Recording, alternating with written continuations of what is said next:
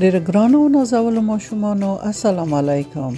هیله لرم چې ټول جوړ روغ او خوشحاله راغلي وئ چې خپل نوي درس ته غوږ ونیسئ. خپل نوی درس به بیا هم څنګه پیل کړو؟ په څه شي؟ آفرین، شاباس. اوس نو مو سم زده شوي. ښه، د نن ورځې درس هم کله چې سین او ر یو ځای شي څرنګه لیکل کي او څه غږ کړي، داسې لیکل کی او د سر غږ کړي. سر، لکه سر د سرک په کلمه کې ګورئ. دا ښکلی موټر ګورئ چې سرک په سر روان دی او څومره ښکلی سرک دی. سین ر سر، سر د سرک په کلمه کې یو کاف ورسره راغلی، سرک شوی. سر، سرک.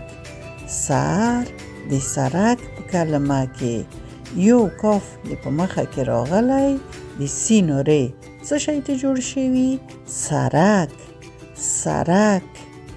سین ر د سرک په کلمه کې او سرک هم ډیر ښکلی سرک دی، موټر پې ځي. اوس به راشو چې شین ر چې سره یو ځای شي څنګه لیکل کیږي. داسې لیکل کیږي. شین ر هغه ګرد غټ ځای ته غوڅیږي او ر ورسره یو ځای راځي. شین ر شر، لکه شر د شرشره په کلمه کې دوه ځلې شر راغلی او یوه یې ګردکې په مخه کې راغلی. څه شی شوي؟ شرشره. د اوبو شرشره. وګورئ دا څنګه د اوبو ښکلې شرشره ده. سیمې څومره تشنې شوي. شین ر شر، شر د شرشره په کلمه کې. شر د شرشره په کلمه کې. اوس سوات ر ګورو. سوات ر چې یو ځای شي د سوات د غټ ځای ته بیلیږي او کمیږي، ر ورسره یو ځای کی او سر د هم سر تلفظ کی، لکه سر.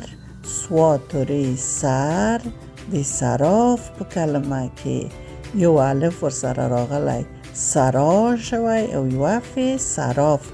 صراف هغه کس چې پیسې بدلوي. یو هیواد پیسې د بل هیواد پیسو ته بدلوي. مثلا د ډالر نه افغانۍ ته، د افغانۍ نه ډالر ته پیسې بدلوي. سوات ر سر د صراف په کلمه کې. سوات ر سر، سر د صراف په کلمه کې. سر، صراف. اوس دوات ر وګورو. دوات ر چې سره یو ځای شي بیا هم د دوات هغه ګرد ځای ته غوڅیږي او ر ورسره راځي، زر تلفظ کی. دوات ر زر، زر د ضربان په کلمه کې. دوات ر زر، زر د ضربان. ضربان څه شي ته وایي؟ کله چې تاسو زړه حرکت کړي، د ټولو ژوندیو موجوداتو زړه چې حرکت لري داسې حرکت لري، دې ته ضربان وایي.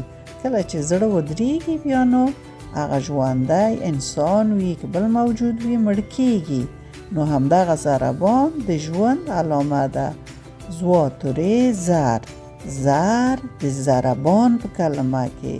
د دوات ر سره یو ب الف راغلی، ضربا یو نون راغلی، بان شوی، ضربان. دوات ر زر، زر د ضربان په کلمه کې. زر، ضربان.